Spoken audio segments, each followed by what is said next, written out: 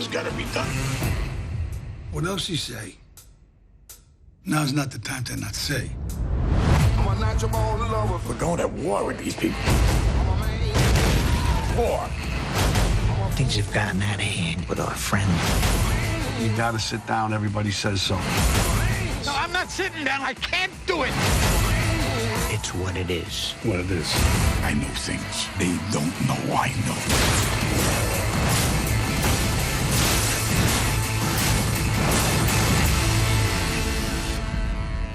It's gonna happen.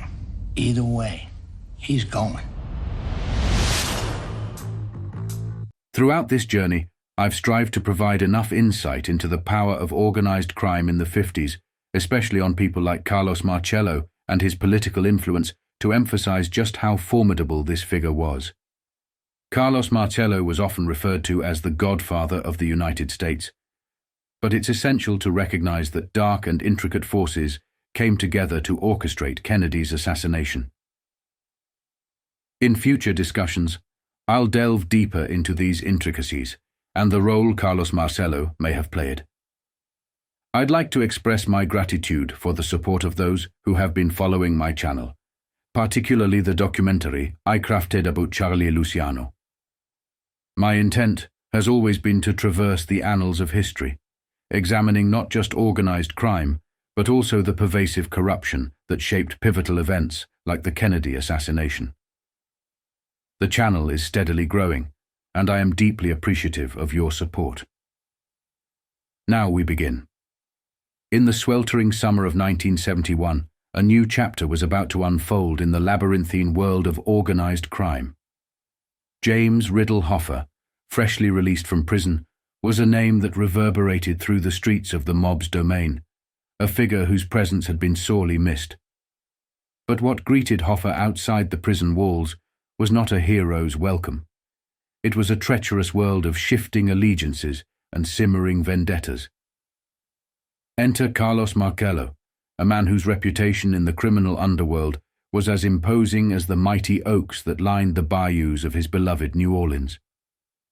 His sharp tone, wrapped in a deceptive southern drawl, concealed a cunning intellect and a network of connections that extended far beyond the Crescent City. Alongside Marcello stood Tony Provenzano, a formidable figure in his own right, known for his iron-fisted control over labor unions and a ruthlessness that sent shivers through the ranks of organized crime. The year was 1971, and the world of the mafia was in tumult. Hoffa's freedom had ignited a power struggle that would shake the very foundations of the underworld. As Hoffa sought to regain his footing in the treacherous realm of the Teamsters, old friendships crumbled and new alliances formed. The stage was set for a deadly dance of power, loyalty, and betrayal. It was a world where danger lurked behind every deal, where a single misstep could lead to a watery demise in the bayous or a silent end in the shadows. When Jimmy Hoffa was released from prison, he found himself in a situation that infuriated him. He immediately entered into a conflict with the mafia. This war took some time to develop, but as soon as Jimmy Hoffa was released, he realized that the deal he had signed with Nixon meant he would be sidelined from the Teamsters for a significant period. It wouldn't be until the 1980s that he would be allowed to run again. This angered Jimmy Hoffa, as he was determined to regain his position as the president of the Teamsters and settle old scores, particularly with his longtime rival Tony Provenzano. Significant changes had occurred for both the mafia and the Teamsters during Hoffa's time in prison.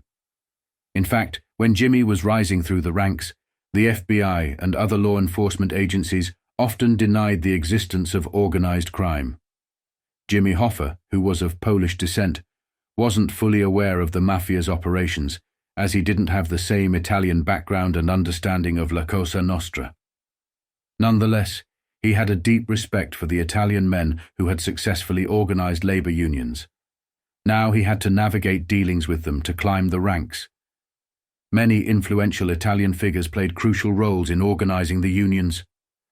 Albert Anastasia, along with Luciano, Dutch Schultz, and Tommy Lepke, were instrumental in New York. When Dutch and Lepke passed away, the Lucchese faction took over, and this network was held together by leaders like Gambino, Lucchese, Genovese, and others, including influential figures in Chicago. They also had operations in Buffalo, who were organizing unions throughout the 40s and 50s, not just in Buffalo, but also in Philadelphia. Russell Bufalino played a pivotal role, instructing people on organizing large-scale industrial unions across New Jersey, New York, Detroit, and other areas. Unions were intentionally kept out of the South, mainly because organizing unions would have meant organizing black workers. Powerful figures on the far right wanted to exploit these black workers as a cheap workforce across the South, in activities such as road construction, building sites, and plantations. Organizing on a large scale in the South would have incited the wrath of influential individuals who wielded considerable political influence in Washington. Jimmy Hoffa struck a deal with Carlos Marcello to secure Marcello's political support. Hoffa offered Marcello a substantial annual sum of $1 million with minimal strings attached. However, the reality was that Carlos Marcello had a firm grip on various elements of the political landscape in the South. He controlled the Huey Long faction, owned specific senators in the South, such as Senator Johnson, and held sway over mayors, governors, and various committees that played critical roles in the political infrastructure. Marcello even managed to infiltrate and place his associates within local government positions that directly served his interests. The influence of Marcello extended not just to individuals at the top, but also reached deep into the very fabric of the political machinery itself, affecting those responsible for contracts, permits, and decision-making processes. Marcello effectively controlled the entire political infrastructure of the South, with both official and unofficial representatives in key positions. Indeed, Carlos Marcello held a great deal of respect for Jimmy Hoffa, as did other notable figures in organized crime, including Russell Bufalino, Tony Big Tuna, Accardo, Sam Giancana, and Carlo Gambino. Hoffa's release from prison marked a turbulent period in his life, as his return to the scene stirred up significant trouble. Word on the street indicated that Hoffa had developed considerable animosity towards Tony Provenzano during his time in prison, and their long-standing feud was far from resolved. Rumors of an intense altercation within the prison further heightened tensions. The situation was clearly volatile, and the powerful connections Hoffa had in the world of organized crime only added fuel to the fire. This complex web of relationships and rivalries set the stage for a dramatic and contentious chapter in Jimmy Hoffa's life, as he sought to regain his footing within the Teamsters and navigate the treacherous landscape of organized labor and organized crime. In the tough and volatile environment of prison, matters can easily become heated and contentious. When Tony Provenzano approached Jimmy Hoffa about his pension fund after Hoffa's release from prison, things took an adversarial turn. Hoffa adamantly refused to engage with Tony Provenzano, leading to a heated and confrontational discussion. During this exchange, Hoffa used the phrase, "you type of people," to refer to Tony Provenzano and other Italians. It's essential to consider the context of the times. The 1970s were marked by a climate where organized crime figures, including the mafia, were widely portrayed as dangerous criminals, felons, murderers, and thieves preying on the vulnerable. Many of their positive contributions were overshadowed by their criminal activities. Tony Provenzano took offense at Hoffa's choice of words and the implied disrespect towards Italians. He believed that it was the Italian community that had played a significant role in organizing labor unions and had worked tirelessly to elevate Hoffa to his position.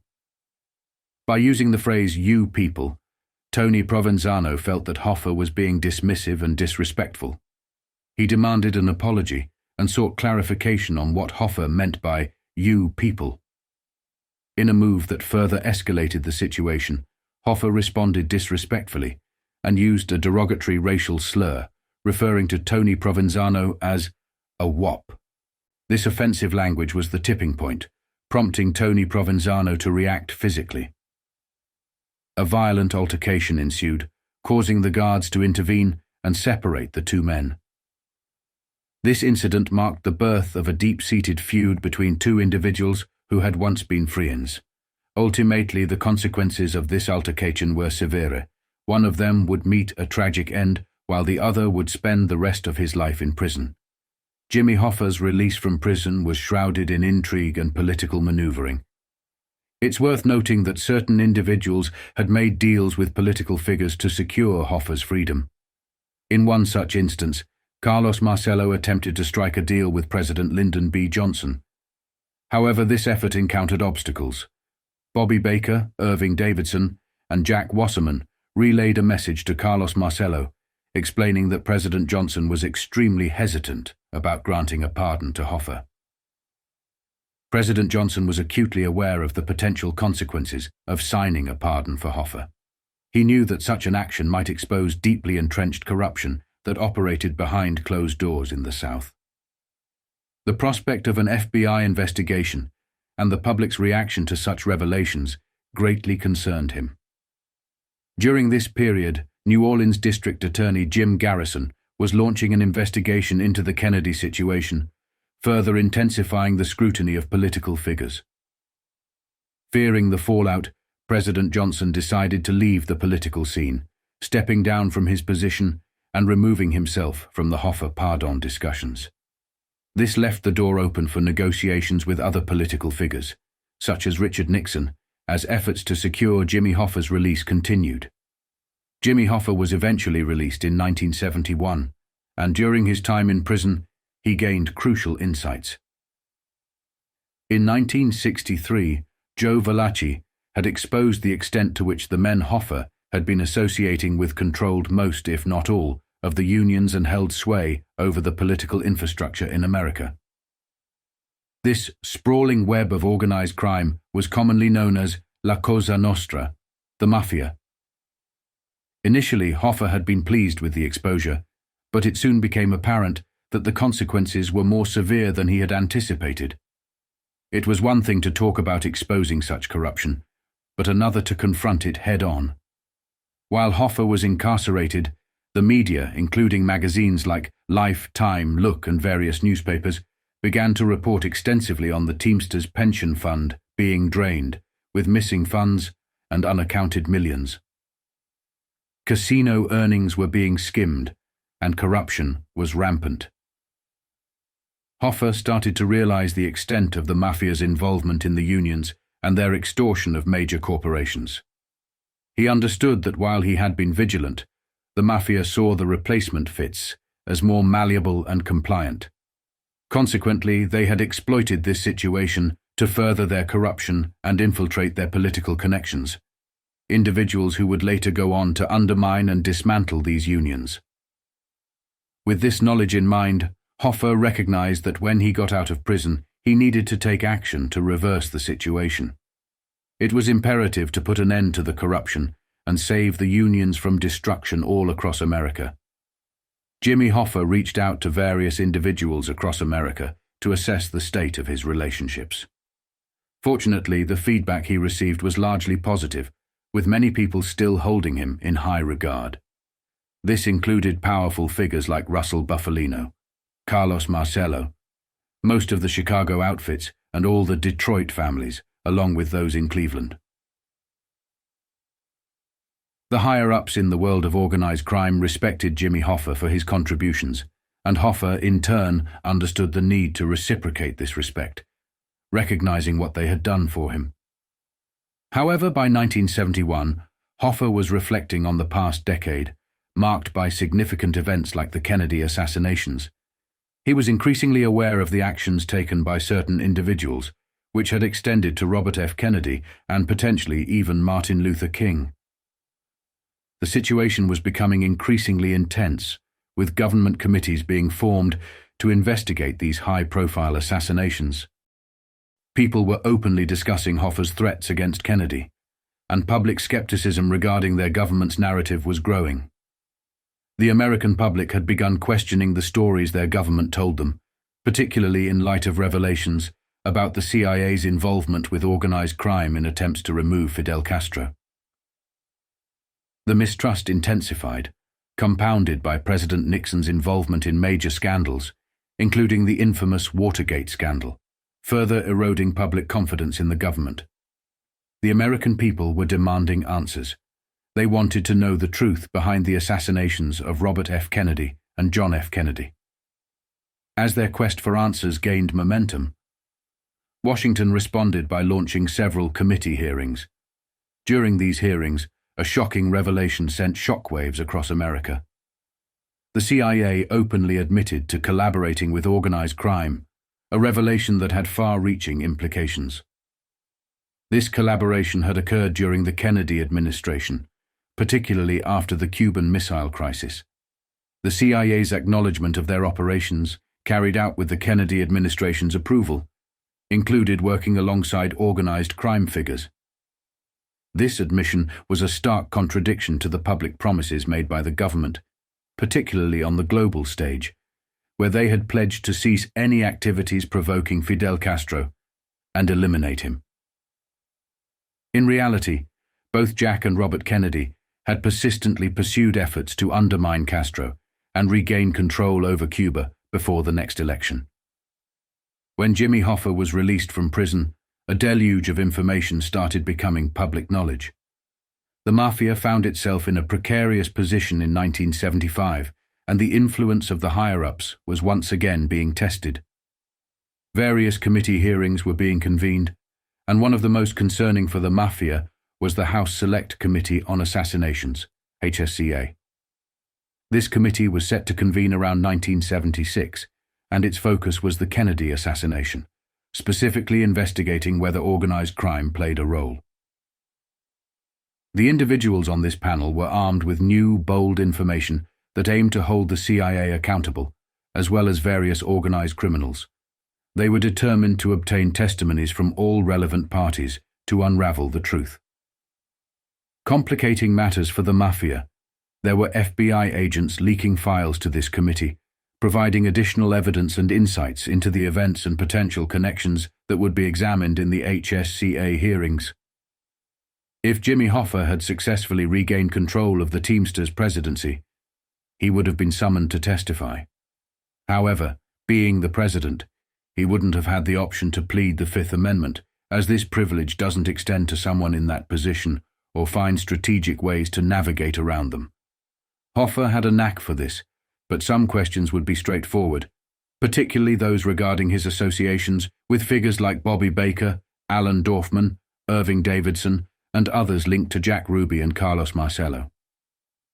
These inquiries would delve into his relationship with Jack Ruby and the threats he had allegedly made against Robert F. Kennedy, including public pronouncements and private exchanges, like those with Ed Partin. Jimmy Hoffa was renowned for his fiery temper, which became evident in his confrontations with Robert Kennedy. This reputation had figures like Carlos Marcello, Santo Trafficante, Russell Bufalino, Tony Provenzano, and others deeply concerned. They feared that if the committee were to call Hoffa to testify, he might inadvertently reveal sensitive information due to his famous temper. Alternatively, he might be motivated to retaliate against the Mafia, as he had strained relationships with some of these individuals. Tony Provenzano saw an opportunity during this time. He knew about the Kennedy situation and Marcello's potential involvement, but he couldn't broach the topic directly with Marcello. Instead, he employed strategic maneuvering to navigate the conversation and subtly address the issue without explicitly mentioning it. An FBI document I mentioned earlier, which also appears in Frank Sheeran's book, recounts a significant event. Russell Bufalino tasked Frank Sheeran with the job of collecting 3 rifles from Tony Provenzano about a week prior to the Kennedy assassination. This exchange was observed by an FBI agent who had Tony Pro's headquarters under surveillance. Sheeran received the package directly from Tony Pro, a rucksack containing the rifles. Sheeran didn't need to inspect the contents. He knew what he was transporting. Sheeran then took the rifles to another location, where he was met by another individual associated with Carlos Marcello, David Ferry. Ferry assumed the responsibility of transporting these rifles to Dallas for their potential use in the Kennedy assassination. This sequence of events was initiated by a phone call from Jimmy Hoffa, who instructed Sheeran to contact Russell Bufalino. In turn, Bufalino directed Frank to meet with Tony Provenzano to acquire the 3 rifles. Hoffa also informed Sheeran about the existence of fake police officers involved in the hit on Kennedy, some of whom made mistakes allowing Oswald to escape, while others failed to pick him outside his house and then dispose of him. This necessitated the involvement of Jack Ruby in the subsequent events. Sheeran was aware of these details, but was reluctant to discuss them publicly. He never conveyed this message to Bufalino. He was too apprehensive about the situation. Suspicions may have lingered, but in the Mafia, asking questions often yields no answers. Instead, it can lead to dire consequences, including one's life being at risk. In 1975, Jimmy Hoffa lived with a constant sense of impending danger, always carrying a firearm and maintaining an untrusting disposition towards most individuals. There were only a select few he considered close friends, and among them was someone his family knew he trusted implicitly. During this time, when FBI agents were searching his room, there were 2 names written on his notepad: Russ and Frank. It was clear that Frank referred to Frank Sheeran and Russ alluded to Russell Bufalino. These were the last 2 individuals Hoffa had been in contact with before his disappearance. Tony Provenzano had a meeting with Carlos Marcello to discuss the predicament of Jimmy Hoffa. Marcello held a deep respect for Hoffa because he recognized in him a kindred spirit, a man who spoke bluntly, told the truth to your face, and had risen from humble beginnings to build a significant empire. Many may not be aware that as Jimmy Hoffa was climbing the ranks, he had fishing trips with Carlos Marcello to discuss how Marcello could contribute, particularly in terms of political support for Hoffa's endeavors. In return, Hoffa assured him that there would be no union activities in the South. Both men held a high regard for one another. However, Marcello kept his distance as the matter was primarily related to New York and New Jersey, though he remained ready to offer advice when needed. Tony Provenzano approached Carlos Marcello with troubling information regarding Jimmy Hoffa.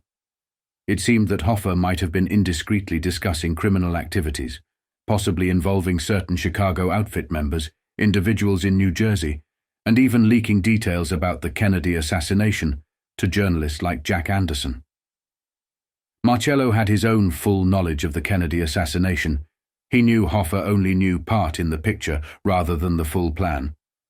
He used this knowledge as bait to potentially identify a snitch. One name that came up was Johnny Roselli, who had been sharing information with Jack Anderson. However, in the sensitive atmosphere of 1975, it was a precarious time to be on bad terms with the upper echelons of organized crime, especially when someone possessed knowledge about CIA operations, the Kennedy situation, Cuba, and various exile movements. Hoffa's close ties to people like Santo Trafficante and Carlos Marcello added to the complexity. Hoffa was treading on thin ice. Tony Provenzano conveyed his concerns to Carlos Marcello during their meeting as something needed to be done. Hoffa's potential return as the president of the Teamsters and subsequent testimony posed a significant threat. Carlos Marcello was willing to take action, but under one condition. He would proceed only if Russell Bufalino approved. Russell was a long-term friend of Carlos Marcello, and the decision rested heavily on his say. Marcello did, however, send a subtle message to Russell, suggesting that Hoffa might be failing to show appreciation concerning the events in Dallas. In response, Russell Bufalino delivered the message to Jimmy Hoffa, making it clear that certain people felt Hoffa had been ungrateful for Dallas. At that point, the conversation concluded, with the expectation that Jimmy Hoffa would step down and withdraw from the campaign. However, Hoffa chose to ignore this order, and when Bufalino's name appeared in Time magazine, linking him to the Mafia, Cuba, and the CIA, it marked the beginning of the end for Hoffa. As articles began to surface in magazines, revealing information about CIA and mafia activities, concern within the mafia grew. Only a select few were privy to this information, and the leaks to journalists like Jack Anderson intensified. These articles focused on mafia involvement in the Kennedy assassination and mentioned key players, including Carlos Marcello and Santo Trafficante. This angered certain mafia factions who were determined to identify the source of these leaks. They suspected individuals with grievances against the mafia, such as Sam Giancana, who had been exiled to Mexico, and Jimmy Hoffa, who sought retaliation.